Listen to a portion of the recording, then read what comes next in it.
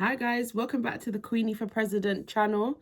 I'm Asmara Mitchell and I am sharing the story of my life.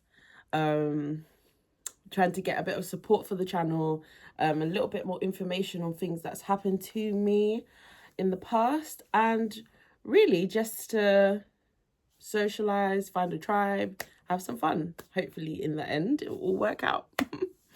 So I left off yesterday talking about my dad, and I did say at the end of yesterday's video that I'm going to talk today about being pregnant at 9 years old. I'm not going to go into too much detail in today's video, only because I'm sure for a lot of people watching, it's very upsetting. I'm sure for a lot of people watching, it's probably the first time you've interacted with something or content like this, or somebody who's been through something like this. And you know, it is the internet. We are all perfect strangers, and I really don't want to put myself out there like that too much straight away. Just, you know, there's a number of reasons, but I only want to put it out there because it is currently a pending investigation and it is a court case, and I am sort of appealing for more information and sort of reaching out to people that have known me in the past and not understood what I'd been through, not understood maybe why I was distant, maybe why I cut people off. I was going through a lot, and I am here to share the story in hopes that anybody going through a situation like mine or anything remotely like domestic abuse or any type of abuse will get the help that they need today. So I will not go over how the abuse started, but I think if anyone's seen the previous videos, it began in 1992. In 1992, I was 2 years old, and I do have a vague memory of a really, really nightmarish place that I was taken to, and something really terrible happened to me. That could have been 92, that could have been 93. I've heard a lot of rumors from insiders and whistleblowers about what happened, and I'm not prepared to share that at this point. But I will, you know, hopefully get the courage to say what happened and to call out the people who were involved. But yeah, I was nearing the end of primary school. I was getting older, and I started to understand what was happening to me. Prior to that, I was very confused. I was very alone. I was almost numb and almost had nothing in my mind. Like, just getting up and being alive was basically, I was in survival mode. I think that's what you would describe it as. And being like that, it's really hard. And then one day you sort of wake up and then you're like, this isn't normal. This isn't normal. I know, I already know it's not normal, but now I know I need to save myself. I need to get myself out of this, you know. And I know that the people around me, the people in my life, the adults in my life, I'm not close to. I'm not close enough to them to say anything to them. I'm scared to tell them things because I don't know what they're going to do. And yeah, you know, was looking around and searching and hoping that something would happen to alert the police. As I said, I called the NSPCC at the time. I think I was about 8 years old, and I don't think I made any sense. You know, you can imagine, like, now looking back, talking to an 8-year-old, maybe trying to explain something, I probably wasn't making any sense. And I know that I wasn't very good with my speech at the time, so I reckon I probably said things in a stammer. I don't know. But I don't have a massive recollection of the whole incident itself. I'm gonna just talk about this and then talk about when I remembered and when I found out and when it all came to light. So that's just what I remember of myself and my personality at 9 years old, at 8 years old. I was in survival mode. I didn't know the world around me. I wasn't comfortable in school. I didn't have friends. I was being bullied at school a lot, including by Elle. Her mother was made aware of that when we were about 7 or so. I did reach out to an adult and tell them I was being bullied, and they ended up forcing us to become friends. So I was dealing with that as well. the psychological and the physical abuse at school, the psychological and physical abuse at home. I think I was often passing out. I was often blacking out, which happened well into my teens, from malnourishment and from whatever else, you know, maybe drugs, maybe being beaten over the head, which is something I remember happening to me a lot. So what I do remember at that age is missing a portion of school, I think, or having some kind of scarring or some kind of bandaging in my stomach area. I have gone on to ask medical professionals whether they think what I can see is a cesarean scar.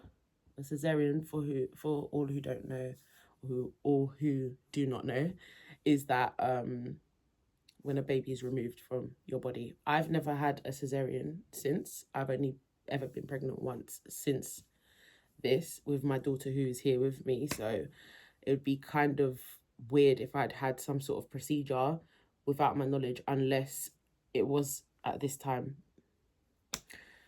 So I do remember having a bandage, and I do punching me in my stomach, punching me in my stomach, which was really painful. And I do remember stitching, and I do remember having a really big stomach. And I do remember one of P's friends being in the house with us one day and saying, "Look at your daughter's stomach. Look at your daughter's stomach. She looks pregnant. She looks pregnant." And Peter brushing it off and being like, "I don't care. She was drinking. I don't care. And that also has fueled a lot of the thoughts, because I did have those flashbacks, those two particular flashbacks. So what later happened is I became pregnant with my daughter, and I received all the scan pictures for her, as you do. And it didn't occur to me until much, much later that the scan pictures were different for different children. I do have them in my possession now, and you can go on my TikTok and see the pictures. If I do get time today during this edit, I will insert the pictures here. Otherwise, I might do another video going into a bit more detail about the pictures and how I came to have them in my possession. It didn't occur to me that I had these pictures until I sat with my daughter when she was like 7 years old.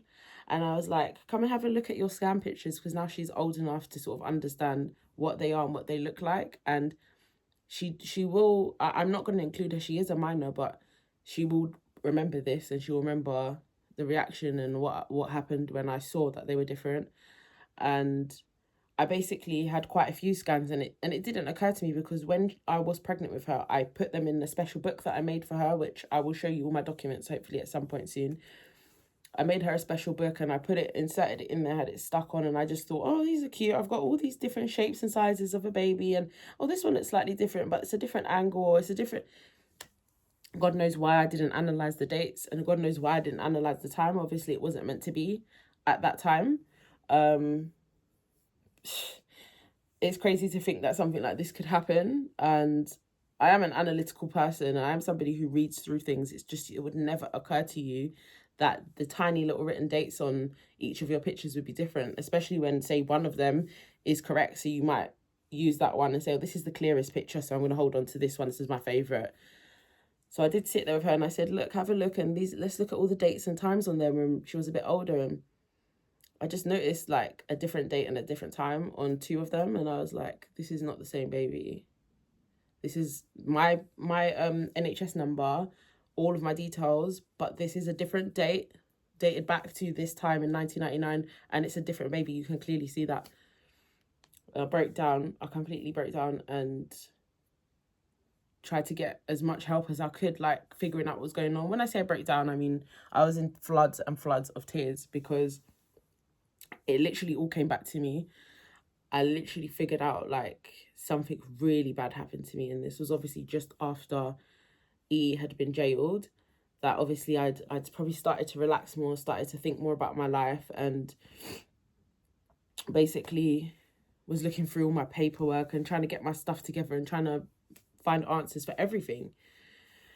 And, you know, I've discovered it, and I was like, whoa, whoa, absolutely whoa. And everybody not talking to me, all the family members, all the people I went to school with that were called into the court, the fact that they were not speaking to me, it all kind of clicked. It was like, no, wait, this was news at some point. And when I was so drowsy in school and blacking out and falling asleep, I I definitely was going through something more than what I had even imagined. I did, and this is the turning point of my life where I said, like, after the case, I started to get stalked and harassed, because I did take this to my GP, and I took the pictures and said, look, can you see the difference? They said yes. The GP said to me, there are things in your medical records that we don't want you to view. We've had a meeting, and we don't want to disclose this to you. Until this very day, this is over 10 years ago now. No, sorry, just under 10 years ago now. They still refuse to disclose this information. And I'm going to tell you why, or at least why I think and what I remembered, because it's obviously at that point, you've gone to your GP, you've gone to the hospital, you've started to ask questions, and your memory starts working. You know, I literally was like, no, I remember going to the hospital. I remember P telling people a completely different story. When they asked, how did this happen to her, she literally told them a lie. And I don't even want to discuss what the lie was because it's so disgusting. She literally made a story up about me and said I was doing something I wasn't supposed to be doing, X, Y, and Z. Even though she came to find out that it was her husband, she never apologized. She never said sorry, and she never admitted to this. So as I said, I had never, I hadn't seen. I'm sorry, I'm so emotional. I'm literally stuttering my words. I can't get the words out, because even now, it's just, I'm so infuriated. I've got a mix of emotions, and I just can't believe that this has happened, and nobody wants to step forward and talk to me about it. And it must have been that bad, because from what I remember, worse things happened to me in the hospital than what happened to me in real life, like in my home. So you can imagine what they're trying to, in my words, cover up. I did go to P with this. We had lost contact, and I did turn up at her house out of the blue. And I said to her, you know, because I wasn't getting any luck at the hospital, I wasn't getting any luck with the GP. I said, what is this? I said, you knew what happened to me. I was pregnant at 9. You did nothing. You did nothing. And she's like, oh, F off. Get away from my door. I don't know what you're talking about. Get away. And she hadn't seen me for probably about, there's the court case, and then probably about 6 months to a year. F off. I don't want to see you. I don't care about you. No, all at the door. Then her son, M, comes behind. Oh, what are you doing here? You know, get away from me. What are you talking about? Like, with how there's, I told you that to double team me. I said, I was pregnant. I said to him at the door. I said, she knew what happened to me. He's like, oh, get lost. Like, really abusive. And I just turned around, got back in my car, and drove off.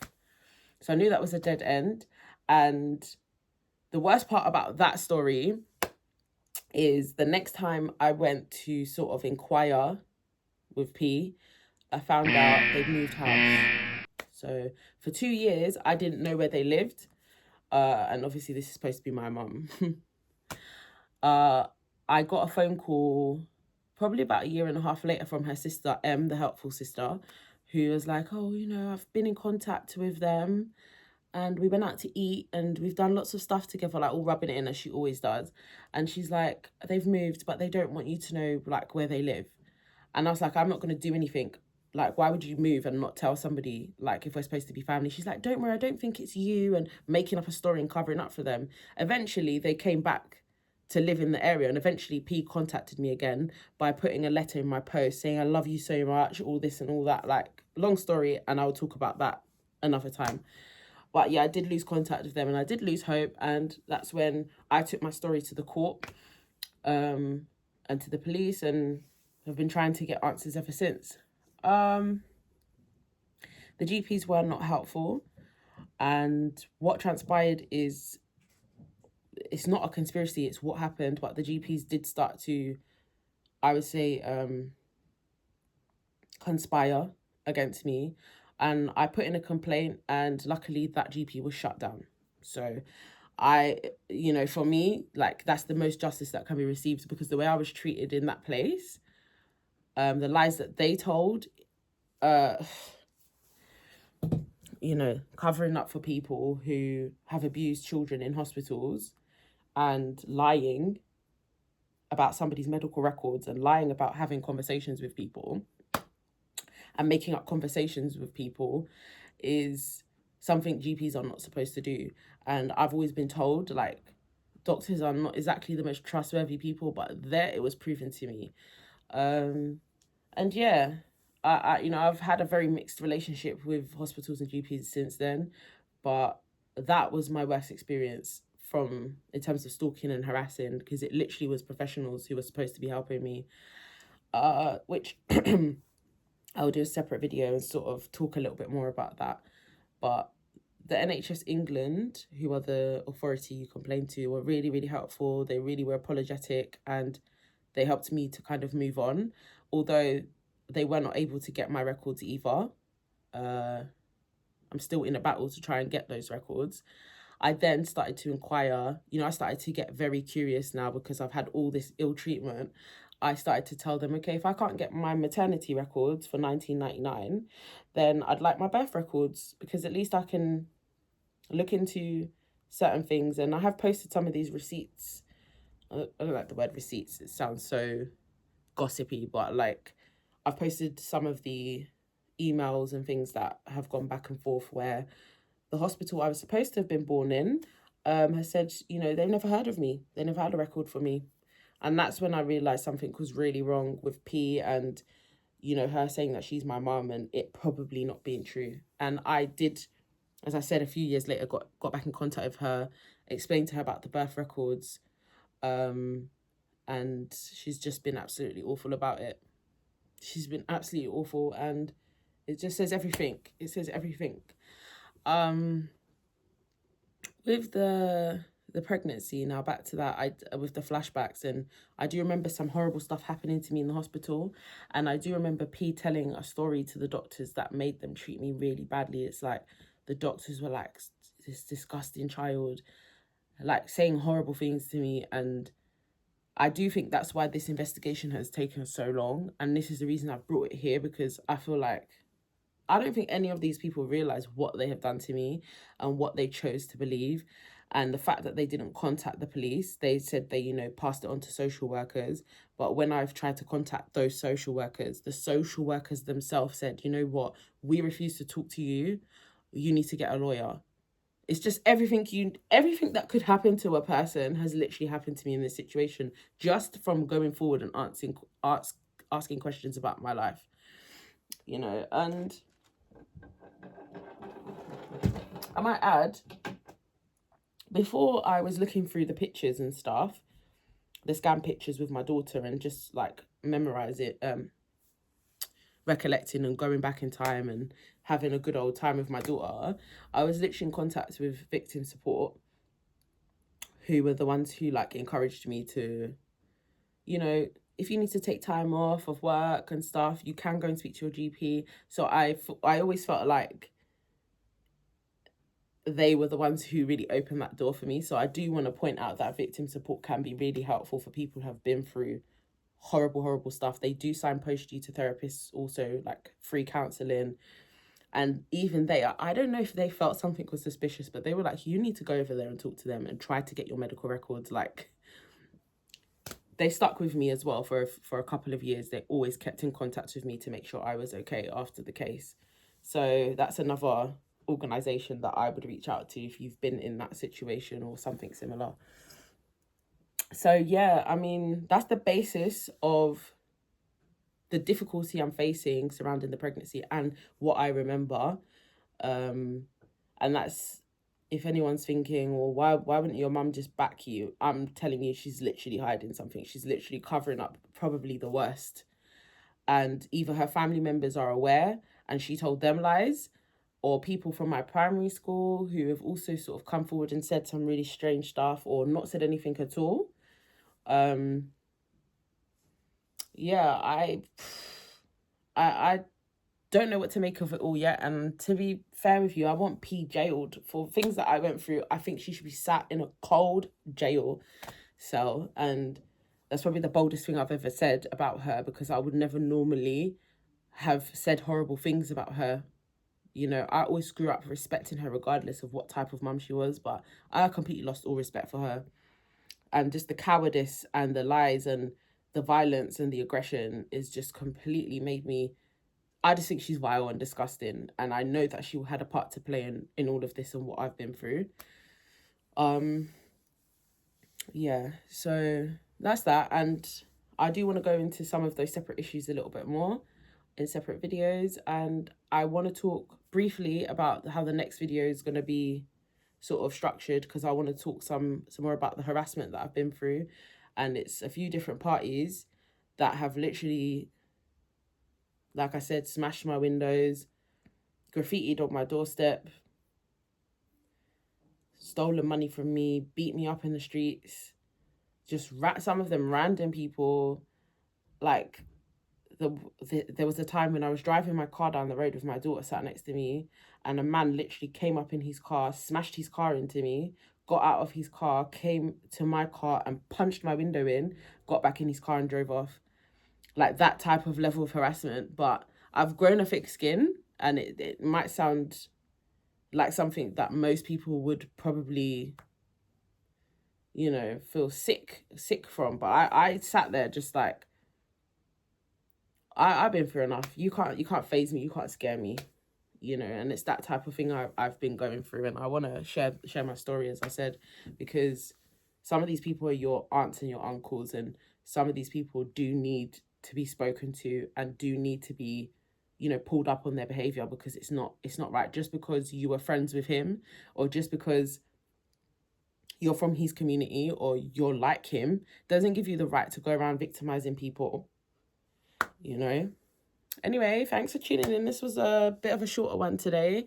Like, comment, share, subscribe to the channel, turn on notifications, and stick with the channel. And thank you for all your support so far. Bye.